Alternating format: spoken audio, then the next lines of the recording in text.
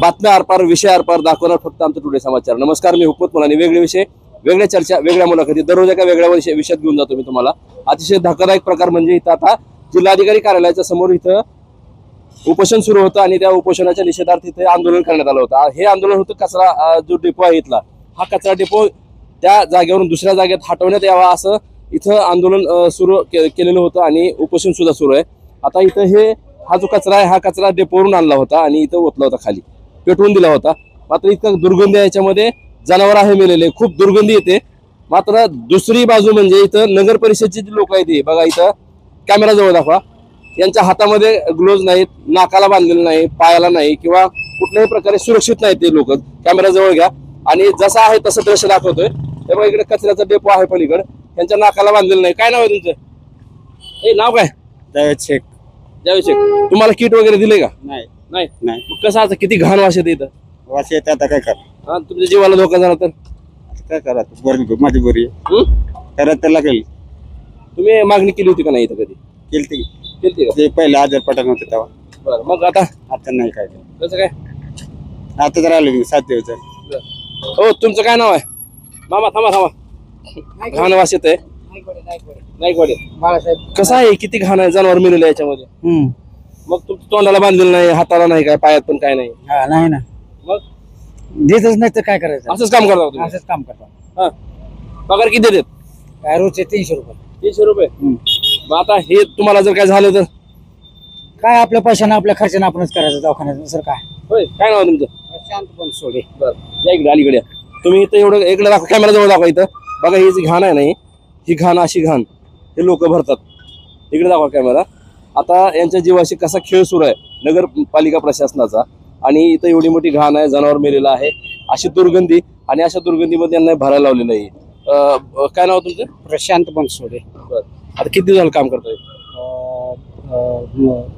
बरेच वर्ष झाले.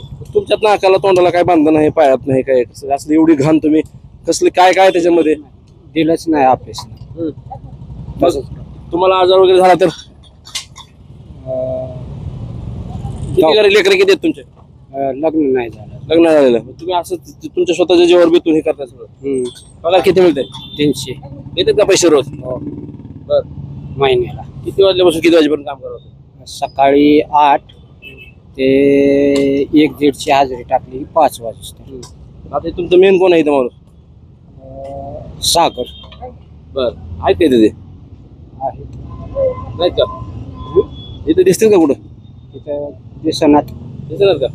बघा, जिल्हाधिकारी कार्यालयासमोर इथं आंदोलन केलं कार्यकर्त्यांनी, आणि कचरा डेपो जो आहे इथं धाराशिवचा, म्हणजे सगळीकडचा जो कचरा आहे त्या डेपोवर जातो, आणि त्या डेपोवरचा कचरा इथं या ट्रॉलीमध्ये भरून आणला होता। एक जनावर सुद्धा आहे मेलेलं आतमध्ये, आणि इथं टाकलं आणि तो कचरा पेटवून दिला, निषेध करण्यात आला। ते कचरा डेपो हटवण्यासाठी त्यांनी आंदोलन केलं। मात्र हे जे आंदोलन आहे, या आंदोलनामध्ये हा जो कचरा टाकला होता, आता नगरपालिकेचे जे कर्मचारी आहेत ते इथं भरतात, मात्र ते सर्व असुरक्षित आहेत। त्यांच्या जीवावर हा प्रसंग बेतणारा आहे। हा जो कचरा आहे, या कचऱ्यामुळे जर त्यांना जीविताला हानी झाली तर याला जबाबदार कोण आहे? आता मी तुम्हाला त्या लोकांच्या प्रतिक्रिया दाखवल्या। त्यांना कुठल्या प्रकारे किट दिलेली नाही, हातामध्ये काही नाही, नाकाला बांधलेलं नाही, पायामध्ये सुद्धा काही नाही, आणि असला घाण कचरा सध्या त्या नगरपालिकेचे प्रशासनाचे जे अधिकारी आहेत, कर्मचारी संबंधित कोणी, ते ह्या कर्मचाऱ्याला इथं भरायला लावलेलं आहे त्यांनी, आणि ट्रॉलीमध्ये इथं टाकायला सुरू केलेलं, पूर्ण भरत आलेलं आहे। प्रशासनाचा हा या लोक जे आहेत कामगार लोक, या कामगार लोकांची जीवाशी कसा खेळ सुरू आहे हे मी दाखवलेलं आहे। विषय कोणतेही असो, आम्ही तुम्हाला थेट दाखवतोय। मी हुकमत मुलानी, उस्मानाबाद, धाराशिव।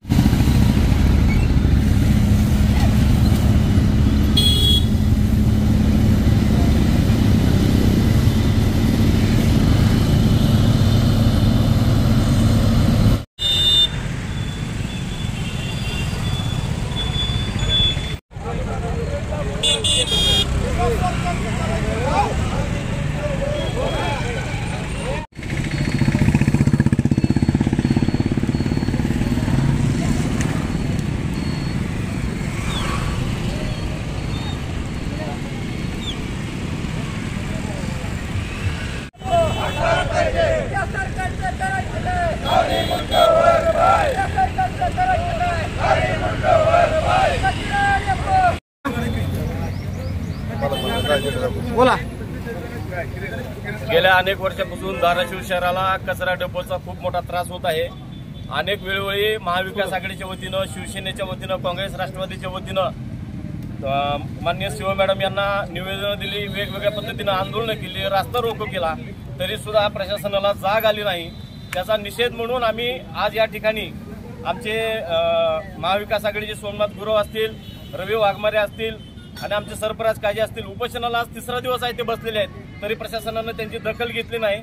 मग आज आम्ही कचरा आणून या ठिकाणी जिल्हाधिकारी कार्यालयाच्या गेट समोर टाकलेला आहे. हे आंदोलन तीव्र याच्यासाठी आम्हाला करायचं की प्रशासनाला याची जाग यावी. या शहरातील गोरगरीब कुटुंब असतील, व्यापारी असतील, विद्यार्थी असतील, नागरिक असतील, त्यांना जीवघेणा त्रास होत आहे, श्वसनाचे त्रास होत आहेत. आज जर तुम्ही त्या कचरा डेपोकडे जाऊन बघितलं तर तुम्ही जाऊ सुद्धा शकणार नाहीत.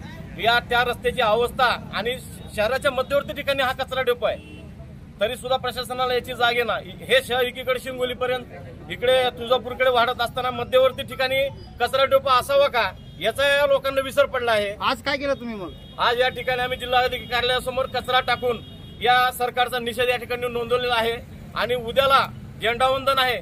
पालकमंत्र्यांच्या हस्तून आम्ही हे झेंडावंदन होऊ देणार नाहीत जोपर्यंत कचऱ्याचा निर्णय होत नाही. आणि आमचे जे उपोषणकर्ते आहेत त्यांचं उपोषण सोडून आम्हाला ते लेखी आणि ठाम असं आश्वासन जोपर्यंत देत नाहीत तोपर्यंत हे आंदोलन अधिक तीव्र आम्ही करू. त्या प्रशासनाचा निषेध केलेला आहे. त्यांना कधी ह्या कचरा फेकल्यामुळे तर त्या दुर्गंधीमुळे तर त्यांना खरं तर जाणीव व्हावी आणि या सरकारला आणि प्रशासनाला जाग यावी, हीच आमची अपेक्षा आहे. आणि येणाऱ्या काळात जर आज ह्याची पण दखल घेतली नाही तर ह्याच्यापेक्षा तीव्र आंदोलन आम्ही महाविकास आघाडीच्या वतीनं करू, एवढंच आम्ही सांगतो.